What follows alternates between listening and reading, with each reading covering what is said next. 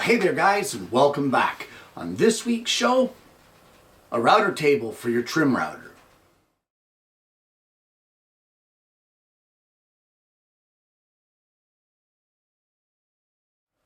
Well, normally when I want to use my trim router for a router table application, I clamp it upside down in my bench vise.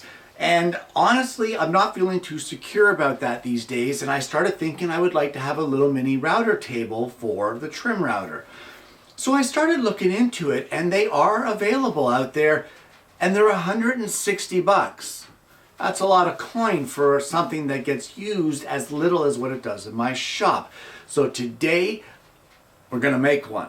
And it all starts off with a little bit of 3/4 inch plywood. Well, the first thing that I want to cut is going to be the tabletop. That will be the most labor intensive of this entire build. So we're gonna work on that first. So I'm gonna cut this piece of 3/4 ply to a dimension of 15.5 by 11.5. Well, this router table will have a fence, and because of that, we need to route the grooves for the hardware for that fence. So in from each end here at 1.5 inches, we will place a line.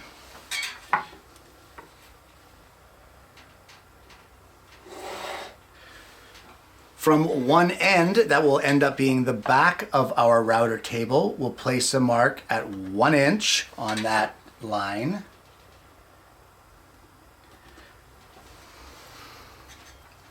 And on the other end, we'll place a mark at 7 inches.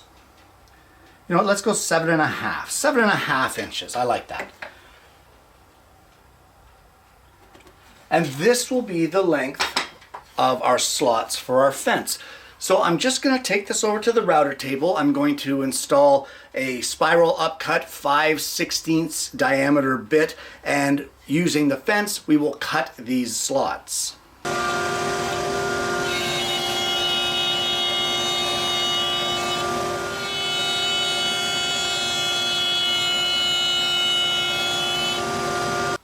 Well, on the commercially available ones, there is a handle here that you can grab it and slug it around with. I kind of like that idea, so I'm going to add it to my own. So right here we're going to say 1.25 inches in from the front edge of your router table, we will draw a center line. Now, we're going to make this 1 inch wide for the finger hole. So we're going to come back 1/2 inch here and 1/2 inch on the other side. And then in from each end, we will place a mark at 6 inches in. Now at each one of those points now, 1 inch in and then your center mark here at 1.25 inches, we're going to center punch and drill a 1 inch through hole.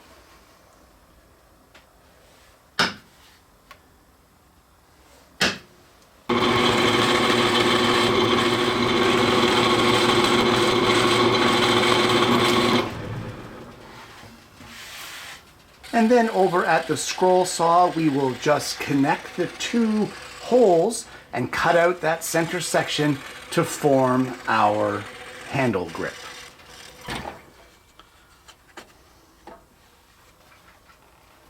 Well, I've given a lot of thought about how to mount this router in the tabletop. And what I've come up with is I have a 1/4 inch thick sheet of clear plexi. And I am basically going to duplicate this black stock plate on my trim router. So for starters, I don't think we need a video of it because it's nothing more than transferring holes over and drilling. I am going to adhere this base plate onto this one, and I'm going to duplicate the 4 mounting holes in it so that this now becomes the new mounting plate. And now with those 4 holes drilled and counterbored, I will be drilling for the mounting holes. So I want to drill and countersink in each corner, probably 1/2 inch in from each edge. I will drill and countersink for mounting holes, as well I'm going to take this over to the scroll saw and I will cut out the hole for our router bit to protrude through. I have no intentions of using this at any point in time for an insert or a router bushing to go in this section here. So I'm not too concerned about it being absolutely perfect, but I'll do the best I can at the scroll saw, and I'll see you when I get this done. Well, I changed my mind about the countersink, and instead I did a counter bore because I think I'm going to be using some flathead cap bolts in order to mount our router in the table. So, where do we stand now? This hole has been cut. I cut this on the scroll saw. Now, if you're going to cut plexi on the scroll saw, I'll tell you right now, I cut this with a number 7 blade, which is overkill for a 1/4 inch thick material, but I was taking into consideration the fact that it's plexi, and you also want to turn your speed of the saw right down. I was running at about 1/8 power, and the inside here is smooth as glass. There is no melting, there's no anything. It's just a really nice cut. So turn down your speed and bump up the coarseness of your blade. So I'm going to test fit this on my router and see how it fits. So the base fits really well on here. I'm quite happy with that. These bolts are perfectly recessed. I've left the protective paper on just until I get all of the work done. I don't want to be scratching it up and that sort of thing. So the base here, the new one, is 5.5 by 5.5. So I'm just going to lay it out and place our layout marks here as far as where it goes centered on our table. Well, not only have I marked my 5.5 by 5.5 inch square that I'm going to need for my router plate, I have marked a 3.5 inch square, rounded it off in the corners, and that will be for my router motor to fit through. So I'm just going to take this over to the scroll saw. I'm going to cut out that center 3.5 inch by 3.5 inch square, and then we will test it to make sure that our router motor can fit through that hole. Well, as it turns out, I neglected to leave some space for the adjustment knob, so I had to cut out another little part there, and that's no big deal. So our router fits just in, just like that. We'll make sure that we're happy with the way that everything fits, and now it's time, well, we have to make a template. So what I've done is I've made a template out of 1/4 inch MDF, and it is going to be for the recess in our router table that will house our router plate, or our new router plate. So what I've done is several test cuts in here to make sure that I've got the depth of the bit right, and as well I've placed, because we're using a 1/4 inch upcut spiral, this radius here will be a 1/4 inch. So I've taken this over to the belt sander and put a 1/4 inch radius on each corner here so that it will fit into our router table when we route it. Now this is a little loose, but I'm okay with it being a little loose rather than too tight, because we won't be able to get it out if it's too tight. If you're not sure how to cut a template, basically what I've done is I have taken the outer diameter of the guide bushing, subtracted the diameter of our router bit, and that is how big around that number that is left is how much bigger this template needs to be. In this case, our template is 3/16 of an inch bigger than what the hole is. So now that I've got all the test cuts done, I'm going to actually route out the recess in our router table.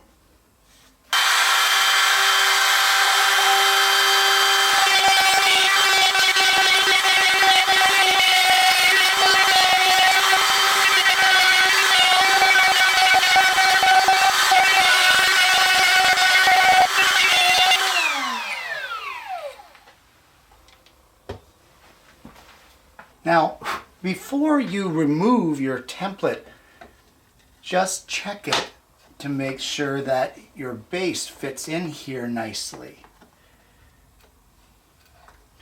It looks like it might be a little raised here.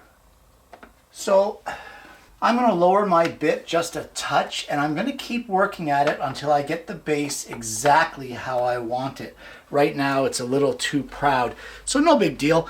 We'll just make a few more passes until I'm happy with the depth of the cut. And once you're happy with the fit, because our template is only on there with double-sided tape, we can carefully just pop it up. There we go. All right. So we're looking pretty good here. At this point now, there's really not much more to do to our table's top. We have a little bit more to do in just a bit, but for now, what we can do is at these 4 mounting points here that we drilled with our counter bores, we can now drill our through holes for our hardware that's going to mount our router table or our router to our tabletop. So just before we move on to the next step, you just want to test fit your router into your table.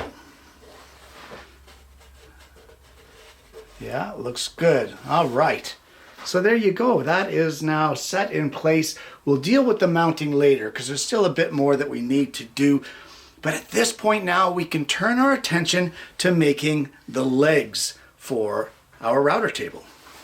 Well, I have 2 pieces of 3/4 inch thick plywood, and they are each 10.5 by 10.5 square. And these will make up our legs for our router table. So I'm going to show you the layout on one leg, and the layout is the same on both. So I'll show you once and you can repeat it on the other one. So all I'm going to do is from the bottom edge, I'm going to come up here at 1.5 inches. I'm going to come in at the top at 2 inches. And in from our front edge, I'm going to come in at 3.5 inches. And then using a circle template, I'm going to place a 1.25 inch circle right in the corners here to round this off. So I'll round off these 2 inside corners, and as well I will round off the outside corners here of the lower part of our leg and the upper part. And that's it. That is the layout for our leg. So do this on the other piece as well. Then we're going to take it over the scroll saw and cut this one section out. Well, I've given both of the legs a good sanding, and I've also given it a 1/8 round over on these inside curves just to soften the edge a little bit. So there's a couple more pieces for the base or the leg assembly that we need. And the first one is the main cross piece. And this cross piece is 8.5 inches long and 5 inches wide. And again, I've sanded it and rounded over each one of the long ends. So we can put that one aside, and the last 2 pieces for the base assembly are kind of funny looking things. This one here is 2.5 inches by 4 inches, made out of 3/4 inch thick plywood, and I've rounded off both of the ends.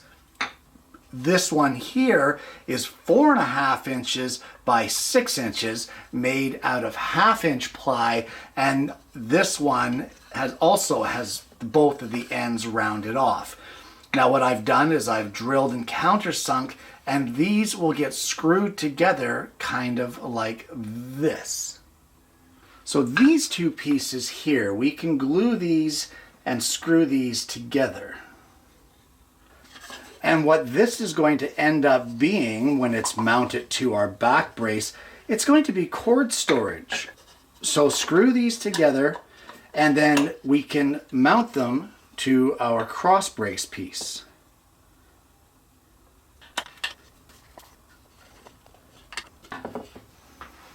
Well, it's now time to put our base together, and I have drilled and countersunk holes here so that our center brace can be mounted about 3.5 inches down from the top. In case you're wondering, this 1.5 inch section down here, this is the bottom. So all I'm going to do is apply glue to our cross brace, and then I will place it against the inside edge. I've already got the holes all pre-drilled, and we will screw and glue this together, and I'll show you how it goes together once I finish gluing and screwing it. Well, one thing I neglected to mention is that it will actually be mounted, or this cross brace will be mounted so that it is approximately 1.5 inches from the back edge of our router table.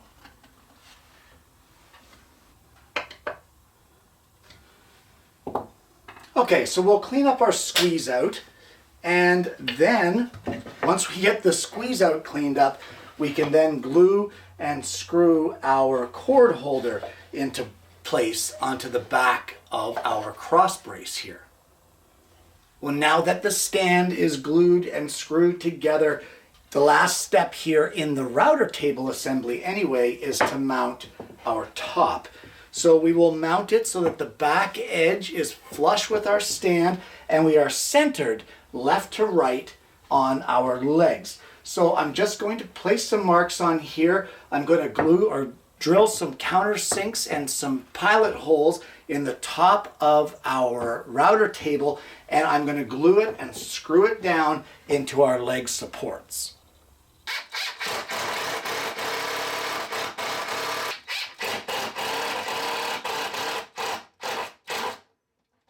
All right, so clean up the squeeze out and now give the whole thing a good sanding. And now we'll just put a 1/8 round over in our finger hole here, or our hand hole, and as well around the perimeter of the entire table. Well, the very last piece to make here in the build is the fence. And what I have is some 3/4 inch ply. It's 15.5 inches long, the same width as our router table, and it's 3 inches wide. This will be the upright of our fence. I also have a piece, again, 15.5 inches long. This one is 2 inches wide. And what I have done is I have hammered in and recessed some 5/16 threaded inserts. And the centers of those inserts coincide with the slots that we put in our router table. So all I'm going to do is I'm going to glue this together just like this, making sure that my fence is at 90 degrees, and then to help it stay that way, I'm going to add these little 45-degree braces here on our fence. We just need a couple of them there just to help strengthen it.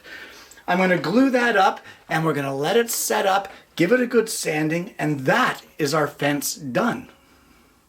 Well, I've mounted the router into the top of the table. I didn't have the 1/4 inch bolts that I wanted, so I ended up using a couple of 1032 countersink bolts with some wing nuts underneath. And when I can get those 1/4 inch bolts that I want, I'm going to be placing them in here, and again with wing nuts to make the removal a lot easier. So now it's time to install the fence, and it couldn't be simpler than sitting it here on your table. I have some 5/16 hardware here, a couple of jig knobs, and from underneath, which I know is a little bizarre, but that's the way I want it, from underneath you can tighten these jig knobs and attach the fence to your little mini router table. And of course you have the adjustability that you want all the way along, and once you get it set to where you want, you can just tighten down those jig knobs and that fence is going nowhere. So on the back, this is where we have our cord storage. You remember we installed that, and quite simply your cord will just wrap around this little rack for when you're not using your router. It keeps it nicely out of the way, just like that. Tuck it in the corner. Bob's your uncle, you're done, and you're ready to pick this thing up, and away you go without your cord dangling around.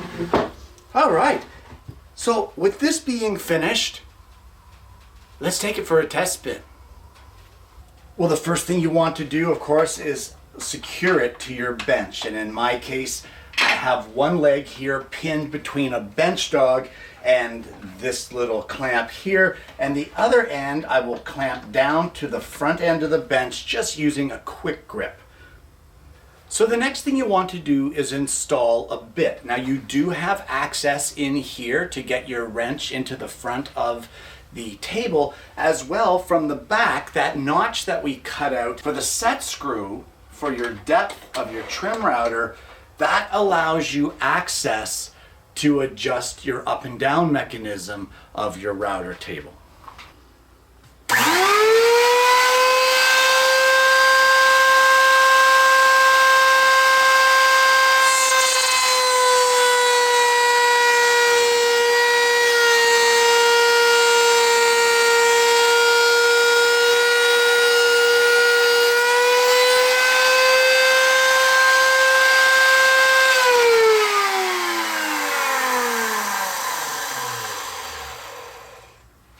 And there we can see what a nice job that did. It's, you know what, guys? It's taking your trim router, making it portable, and giving it the safety and the functionality of your router table. This is awesome. And there you have it. A router table for your trim router. Guys, this project really turned out a lot better than what I thought it was going to.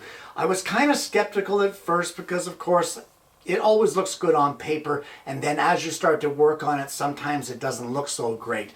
But this thing is phenomenal. It works great.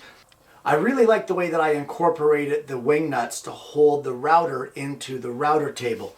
They're quick release. It's easy to get them out of there. If I did want to use it for something else, I could easily do it. And the best part is that base that I made, that 5.5 by 5.5 plexi base, I can use the trim router with that base. I don't have to put the original back on if I don't want to. However, because the build was non-destructive, if I do want the original back on, easy enough to do. It's 4 bolts and a Phillips screwdriver. Take them out, replace the base, screw it in, Bob's your uncle, away you go. Guys, this fence, you may be wondering why I put the jig knobs underneath. Truth be told, I didn't want to muck around. I've made fences before where the jig knobs were on top, and it was tight to get in there and turn them. So I wanted as much space to be able to tighten down that fence or adjust it as I could. And for me, that meant the knobs underneath. And it worked out just fine. I love the clean line of it. I love the way that you don't see the knobs on top, they're underneath. The other great feature of this that I really like is the cord storage. That really makes it so neat and tidy and just keeps everything together all in one bundle. Easy to access for later on when you want to just pick it up and go. It's just spectacular. So here's the thought. What if you didn't want to use your corded router? What if you had a cordless one like what I have? Think of this now. You now, by building it to suit your cordless or your battery-powered rigid trim router, you now have a portable router table that does not require electricity. That opens up doors to all kinds of scenarios where, let's say, you're working in a house where they don't have electricity just yet, or how about up at the cottage, etc., etc. There's all kinds of scenarios where you don't necessarily have the power at the point that you're working. So a battery-powered router in this table would be spectacular. Maybe you just don't want to deal with the cord. Guys, I want to thank you so much for tuning in this week. If you haven't already, please don't forget to like and subscribe. Click the bell so that you don't miss the notifications of future episodes of the show. We have an awful lot of fun here on Fridays and Tuesdays. We've got a great crowd that joins in for the viewing, and you know what? It's always fun. It's always a good time, and hopefully it's always informative. Thanks so much for tuning in this week, guys. I honestly hope you're going to join me again next week when I bring you yet another woodworking video.